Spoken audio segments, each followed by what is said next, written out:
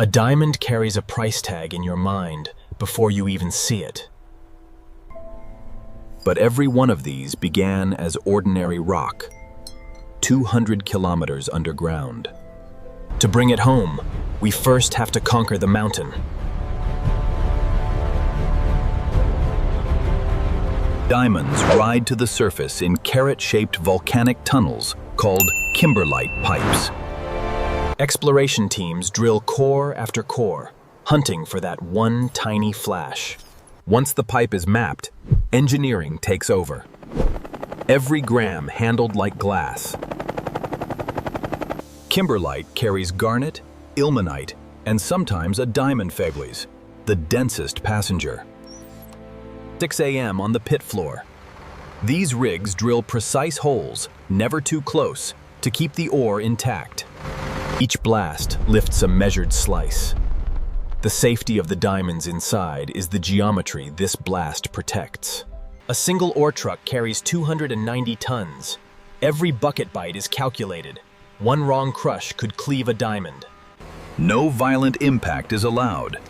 A fracture in the rock could cleave a hidden diamond.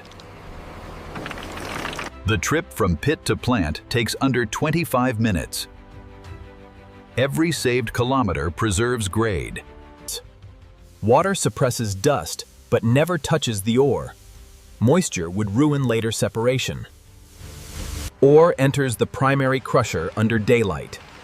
The journey of reduction begins. Some mines use block caving, letting gravity break the ore. No explosive impact. Gentle reduction. Toothed rollers break the rock, never the diamond inside. Anything over 80 millimeters returns to the crusher. The rest falls through to scrubbing. Inside the rotary scrubber, water and tumbling remove decades of sticky clay coating. Friction, not impact. The clay disaggregates without scratching a single crystal face. The fines, grind, clay, and silt built wash into the slimes dam. Gravel continues forward. Every ton we mined collapses to 1 pound of concentrate. Less than 0.05% continues forward. A magnetic pulley removes steel fragments. Clean feed is mandatory. Now the real density trick begins. We engineer a liquid heavier than rock, but lighter than diamond. Ferrosilicon powder mixed with water creates a liquid of density 2.85 grams per cubic centimeter. Inside this cyclone, gravity is multiplied. The liquid density becomes a perfect diamond filter. Any mineral lighter than 2.85 floats upward. A diamond, density 3.52, sinks instantly. The heavy fraction passes over a drain screen. We recover the costly medium. Magnetic drums pull every reusable grain of ferrosilicon back into circulation. This tray is still mostly waste. But somewhere, a diamond sits silent. It does nothing yet, until we ask it to glow under the X-ray beam. Every pebble now passes under an X-ray. The Kimberlite finally surrenders what it carried for 1 billion years. XRT stands for X-ray transmission. The system measures atomic density in a fraction of a second. A diamond is carbon, atomic number 6. To X-rays, it's nearly transparent port, the bright pixel on screen. Within 50 milliseconds, a precisely timed air nozzle kicks the diamond out of the stream. One stone diverted. The rest, effaced 99.9%, becomes waste. A flash of refracted light confirms what the X-ray suggested. Here is a diamond. Modern XRT plants recover over 99% of diamonds larger than 3 millimeters. But the smallest stones, below 1 millimeter, still demand a 100-year-old method. Welcome to the oldest diamond technology still in operation on Earth. Petroleum grease has a peculiar property. Diamonds stick to it. Almost nothing else does. As the slurry flows, every mineral bounces off. The diamond is gripped by the grease. Grease surface tension mechanically traps the diamond. A 1920s invention, still unmatched. Periodically, the grease is scraped and melted, freeing the diamonds inside. The diamonds are sieved free. The grease cools, recycles, and returns to the deck. Every diamond recovered seam, XRT, grease, hand-picked grease, converges right here, under lock.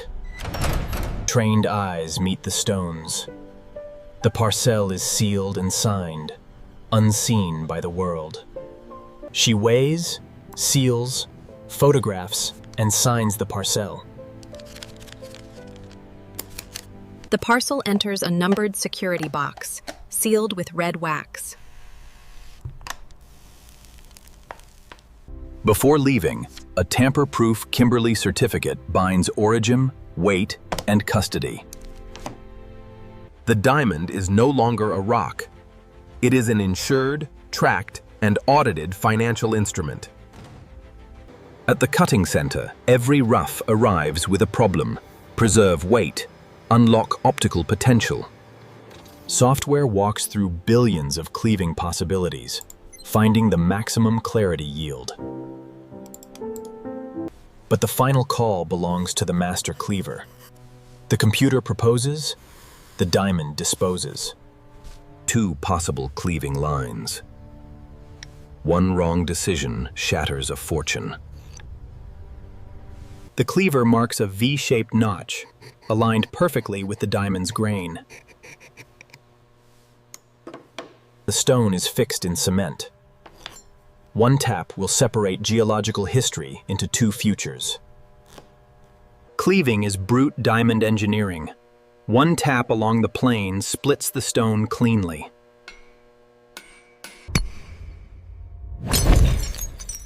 Two floors separated forever.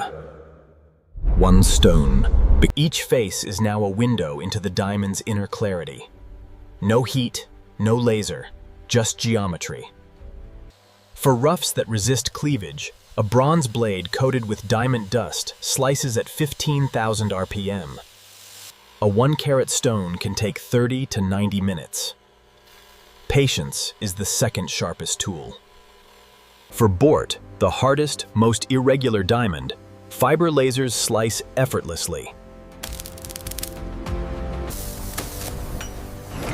The same laser that cuts steel now parts the hardest material on Earth.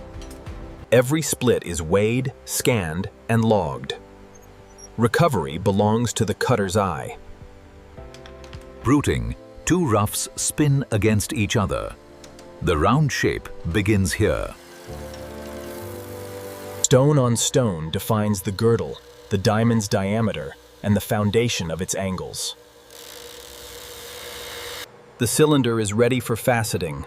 No fire yet, only geometric potential.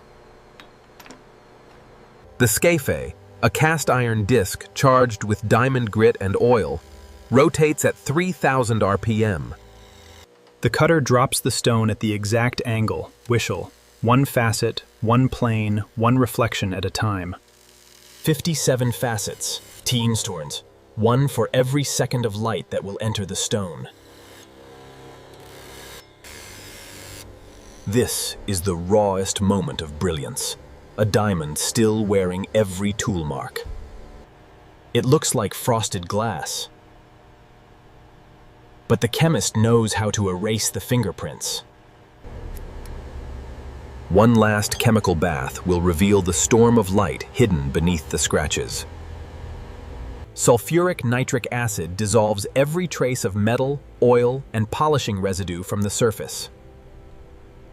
The crystal structure is unchanged. Now every facet becomes a living prism of white fire.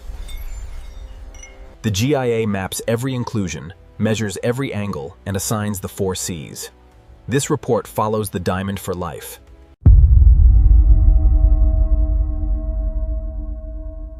This video is created for educational purpose using AI tools. The scripts and ideas were inspired by public info and competitors' concept, then rewritten using AI to ensure originality. Visuals and animations are AI generated using VO3, Meta, Grok, and editing is done in CapCut. We do not copy or use any other creators' content. This video is informative only and does not represent AI visual as real footage.